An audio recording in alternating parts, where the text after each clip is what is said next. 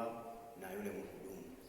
Wahudumu wa siku hizi bwana wamekuwa na ule utaratibu wa kumwelezea mteja kwamba bidhaa hii bwana iko 1 2 3 inafanya kazi 1 2 3 na ina ubora kiasi gani. Sasa eneo hili ni zuri sawa, lakini sasa kama utaweza kumhakikishia mteja wako kwamba bidhaa hii inafanya hivi na ikafanya vile sawa sawa na vile ambavyo ulimwelezea, maana ni kwamba umemshawishi kwa 100% kurudi kwenye biashara yako. Lakini kama itatokea kwamba umemwelezea tofauti na umemwelezea hivi alafu matokeo yakaja tofauti, maana ni kwamba ataondoa imani kwako. Ulishakwenda kwenye duka la mtu ukanunua sabuni, ukaambiwa kwamba sabuni hii inaondoa upele, inaondoa miwasho, inaondoa harufu. Lakini baada ya kutumia sabuni hali ikaendelea kuwa vile. Na maana kwa maana yake bila shaka uliondoa imani yako. Kwa sababu gani? Matokeo ambayo uliambiwa ni tofauti na vile ambavyo mfano nini umepata.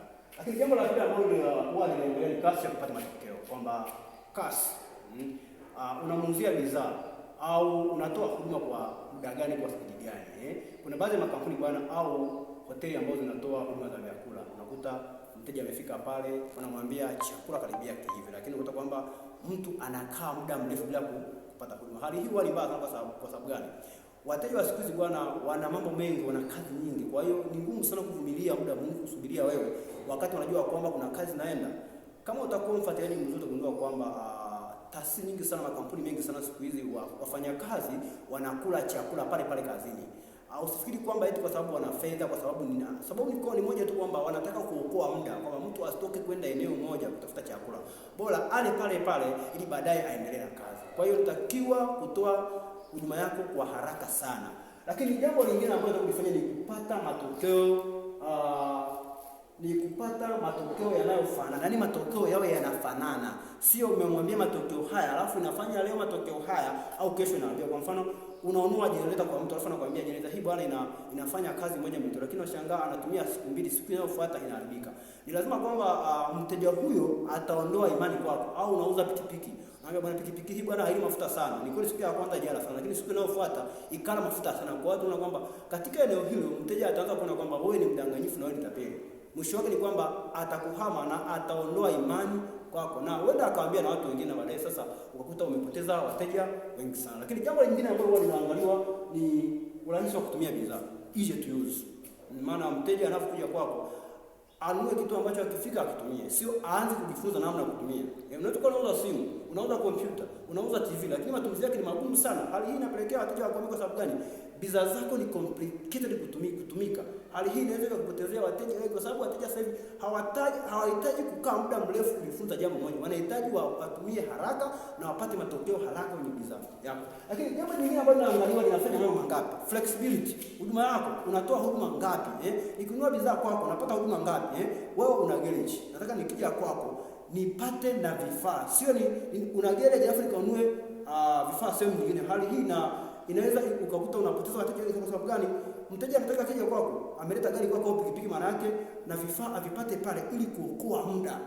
Kwa hiyo kuwa na kitu kinaitwa complementary product service, yaani unakuwa na bidhaa moja au muunganiko wa bidhaa ambao unatoa huduma moja. Lakini jambo lingine ni anaweka kwenye hali gani, hadhi au status. Kama utakuwa unafanya utafiti au ni mfuatiliaji wa mambo, utagundua kwamba makampuni makubwa kama Coca-Cola wao wanatumia watu maarufu kutangaza bidhaa zao.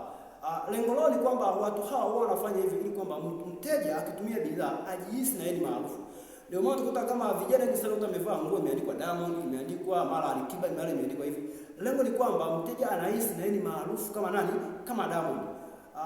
Kufanya hivi maana yake ni kuteka fikra za wateja, kuhakikisha kwamba unatumia matangazo au picha za watu ambao ni maarufu, ambao wanaweza mtu akitumia ili ajihisi na yeye ni nani kwenye ulimwengu huu. Lakini jambo lingine ambalo linaangalia ni emotion kwenye hakika, kwa maana anapata hisia gani, yaani anakuwa comfortable au sio comfortable. Sio unauza nguo ambayo mtu akivaa anakuwa hana imani, hajiamini.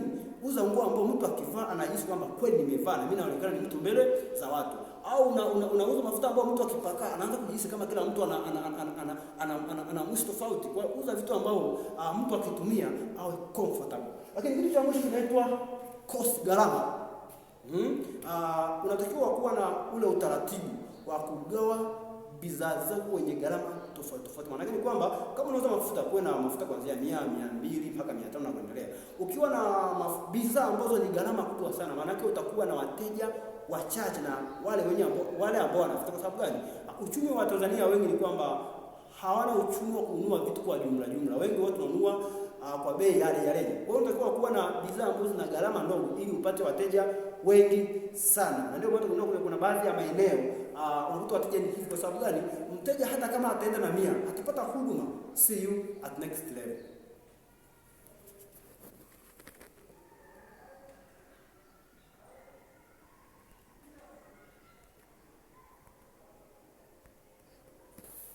Changamoto ya betri